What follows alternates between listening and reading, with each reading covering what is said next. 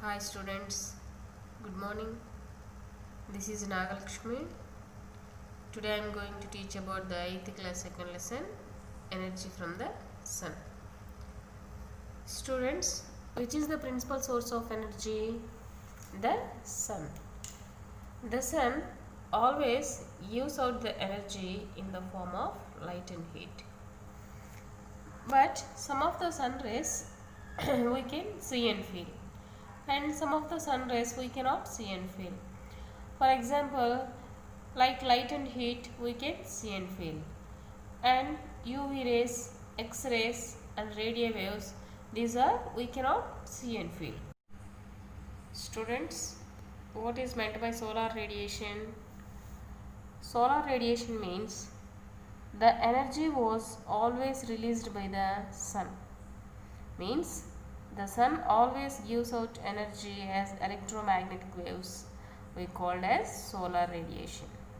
See here, the energy was always released by the sun, but the earth was not receiving the total amount of sun rays, because 1 by 3% of energy was reflected by the earth into the atmosphere, and some of the sun rays are absorbed by the clouds, and some of the sun rays are scattered at the atmosphere. Here, some of the sun rays are radiated back by the earth into the atmosphere. If the sun rays are not radiated back by the earth into the atmosphere, the earth will become hotter and hotter. Or if the earth gets heavy radiation into the atmosphere, means if the earth releases more energy into the atmosphere, the earth will become cooler and cooler. This is called as heat balance. What we call heat balance. Students, what is the difference between insolation and radiation? Do you know the difference between insolation and radiation? Radiation means, already I said, the energy was always released by the sun in the form of sun rays, we called radiation. Insolation means the radiation was received by the earth surface, we called insolation. Next topic, heating of the atmosphere. We have mainly 5 latitudes. What are they? Equator, Tropic of Cancer, Tropic of Capricorn, Arctic Circle and Antarctic Circle. What is this? This is equatorial region. Where is it located? Between Tropic of Cancer and Tropic of Capricorn, we have equatorial region. These equatorial regions are very hot than the poles because it receives the direct rays of the sun. But every day after midday at 4 o'clock, the thunderstorms will occur here. Thunderstorms means the rain will come with the lightning and thunder. Why? Because above the equator and below the equator we have dense forests. Due to the evaporation from the trees, every day at 4 o'clock the thunderstorms will occur. At the same time, the polar regions are hot than the equatorial regions. Next, land and water contrasts. In the time of summer, the land will get heat.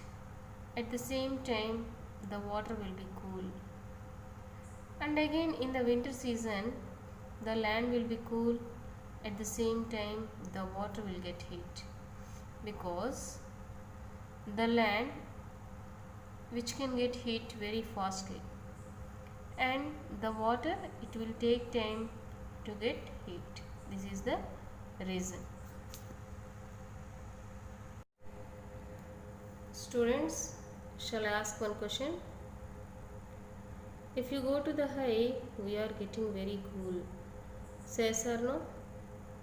And if you go to the interior part of the earth, we are getting very hot. Why? See here. The sun rays first heats the earth's surface. After the earth it in turn begins to radiate heat into the atmosphere. So it heats up the air around us. So if you go to the interior part of the earth, we are getting very hot. And next, see here, when we go up for every 1000 meters height from the earth, the 6 degrees temperature will decrease. Same like that, at 2000 meters height, 12 degrees temperature will decrease. At 3000 meters height, 18 degrees temperature will decrease. So if you go to the high from the earth, we are getting very cool, and if you go to the interior part of the earth, we are getting very hot. Global warming means the earth is getting heat because the carbon dioxide percentage increases in the atmosphere due to heavy use of diesel and petrol in motor cars and bikes, etc. And they are also releasing the carbon dioxide into the atmosphere. And next, some of the people are cutting down of forest and trees. Here the trees take carbon dioxide and release the oxygen. But if we cut the trees, automatically the carbon dioxide percentage increases in the atmosphere. And some of the factories and industries also, they are also releasing carbon dioxide in the form of smoke and dust. If carbon dioxide is increases in the atmosphere, then the less heat will be radiated by the earth, causes the global temperatures will increase. This is called global warming. What we call global warming. And next, how we can reduce the global temperatures? How we can reduce the global temperatures? By planting trees, by planting more trees, and by using electronic cars and bikes, and by walk or by using cycles instead of cars and bikes, and by avoiding plastic. It is very harmful to the environment. What is that? Plastic. So avoid plastic, and by using fans instead of ACs, because ACs, it will take more energy and it will release more heat into the atmosphere, which is bad for the environment, or which is bad to the environment. Next, greenhouses. Who are living in the cold regions, they are creating some of the artificial environments to grow crops. These artificial environments are called greenhouses. They have transparent roofs and walls, so easily they allow heat but not escape. Especially in winter season also, we can grow different types of crops here, like fruits and vegetables also we can grow in winter season. So these are called greenhouses. Next, temperature inversion. A situation which something is changed is known as temperature inversion. For example, in winter season, especially in mornings, we can find cool temperatures. Say yes or no?